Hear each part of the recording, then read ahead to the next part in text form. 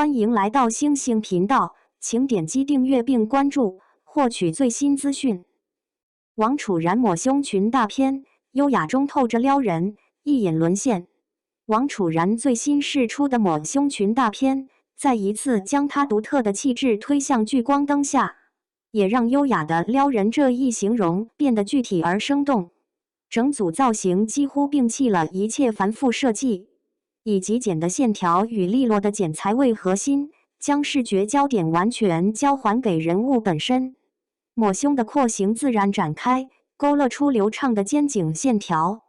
直角肩与修长的天鹅颈在光影中显得格外干净纯粹，没有刻意强调，却处处精准。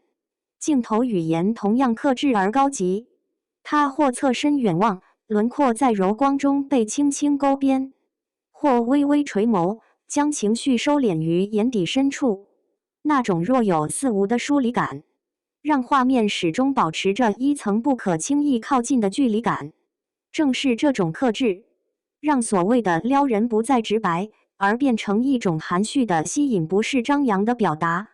而是让人忍不住想要靠近却又不敢打扰的存在。暖色调的光线成为这组大片的重要情绪载体，光影在她的肌肤与裙摆之间缓缓流动，细腻的面料在光线下呈现出柔和的层次感，为整体画面注入一丝温度。原本偏冷调的气质，在这一抹暖意的包裹下，显得更加立体，既有雕塑般的清冷轮廓，又隐约透出温柔与故事感。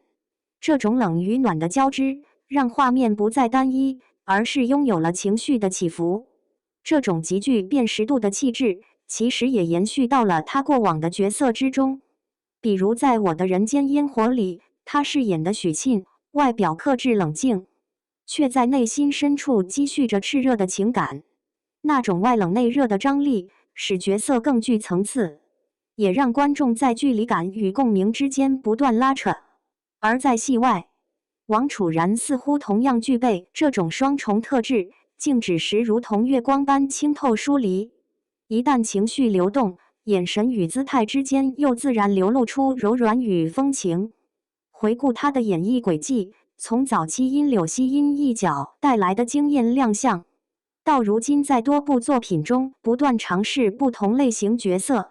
他始终在美貌标签之外寻找更多表达空间。观众对他的第一印象往往来自于外形优势，但他显然并未止步于此，而是通过角色一点点拓展自己的边界。对他而言，美或许是最直观的入口，却绝不是唯一的答案。而这组抹胸裙大片的迷人之处，恰恰在于它不仅呈现了静态的美，更捕捉到一种近乎流动的内在气息。画面中的他看似安静不动，但情绪却在细微之处悄然变化，一个眼神的停顿，一次呼吸的起伏，都让观者产生联想空间。正是这种未说尽的留白，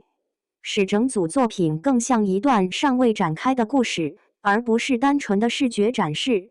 抹胸裙所构建的是一种近乎古典的优雅结构，而他神情中那一抹若即若离的朦胧，